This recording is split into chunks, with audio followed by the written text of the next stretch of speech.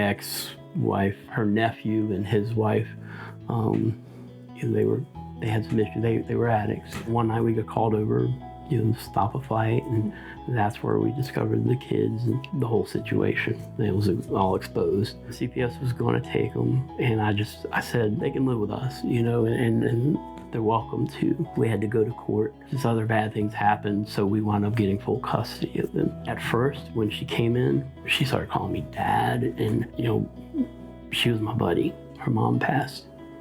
My mom has passed too, so she was always, do you think mom follows me? Those kind of questions.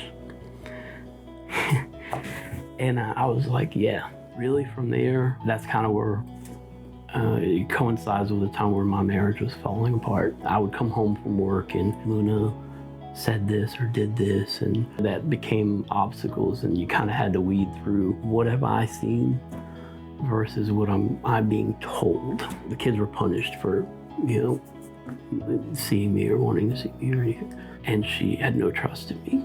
She lost everything. When I first met Luna, when she was living with her female guardian, there was a lot of negative things said about Jeff and a lot of negative things told to her. And so when she first moved in, it was really hard. It was a really hard transition for a 9-year-old to go from living with one guardian to go living with another. I first would pick her up and be like, I hate living here. I don't want to be here. One of the second times I worked with her, I had to carry her screaming out of the park. She was screaming at the top of her lungs, no, no, no. After her tantrum in the park, the next time I picked her up, we did a redo, which is a principle we use in trust-based relational intervention.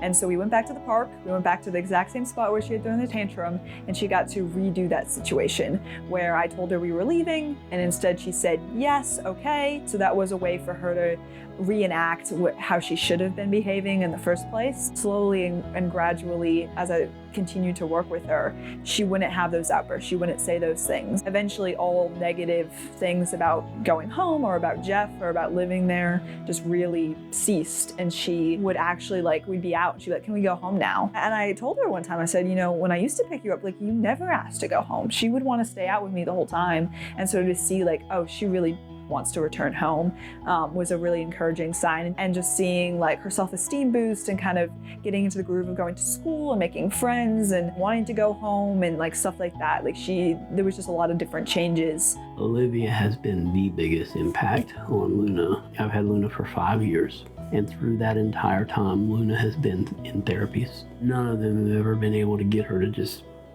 talk. Whereas with Olivia, this is my friend. I've seen where she can open up and talk to someone, and she's living in a house with 2 boys, so she needs that female interaction, and how I welcome it. Today she has that energy and that kind of, still that stubbornness, still that we're gonna fight this a little bit, but in a much more positive way, in a much more engaging, funny way. And she has a very wild and active imagination, which I just love. When we go to the park and stuff, we play so many different games and she can come up with all these scenarios. So she's creative, funny again, and stubborn and determined, but in a very positive way. I'm there for them every day. I work from 6 in the morning till 2 in the morning most days. Now I'm off at 3:30 in the afternoon, and my day is, well, let's do our homework, let's make dinner. That's how they've changed my life. They made me slow down. So many kids have been so kind to her in some of her early stages of learning to make friends. So many adults have been so kind to her when she'd run up to them and just blurt out information, and instead of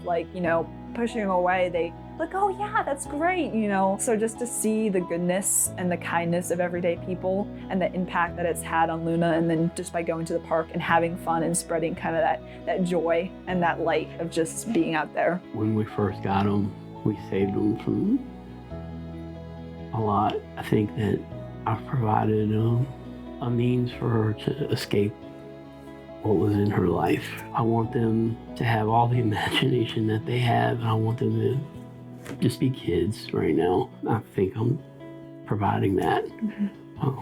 I hope anyway.